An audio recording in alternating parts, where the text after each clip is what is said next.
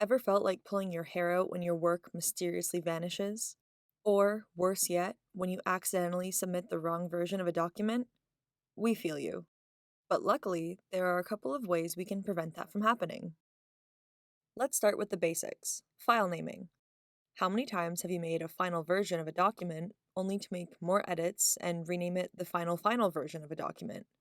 And repeated this process until you no longer know which final version was the actual final version? Sounds confusing? That's because it is.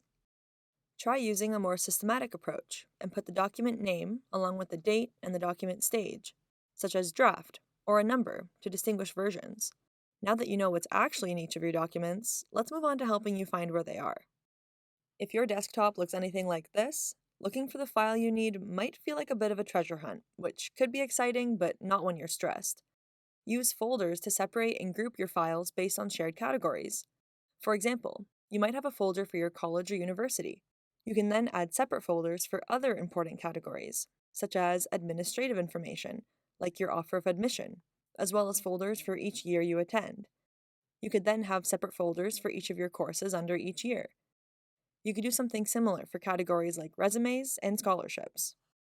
You might also find it helpful to have an archived folder for each category, which relates to the file naming we've already covered. If you're working on a document and need to make major changes but don't want to delete any work in case you want to reference it, archive it. Duplicate your file, change the old file name to archived, and move the old files to the archived folder. Update the new file according to your new naming conventions.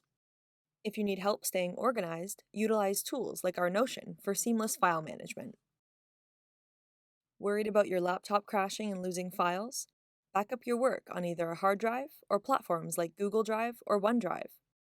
This will also let you easily access your files from anywhere and protects your documents in case your computer or device is damaged, lost, or stolen. You can also make sure to never lose progress again by enabling autosave or using Control S to save your work as you go. Submitting an application online?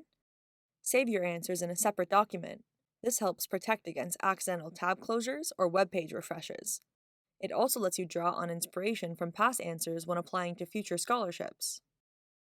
Applying for scholarships is stressful for many reasons, but hopefully by using these tips, tech issues won't be one of them.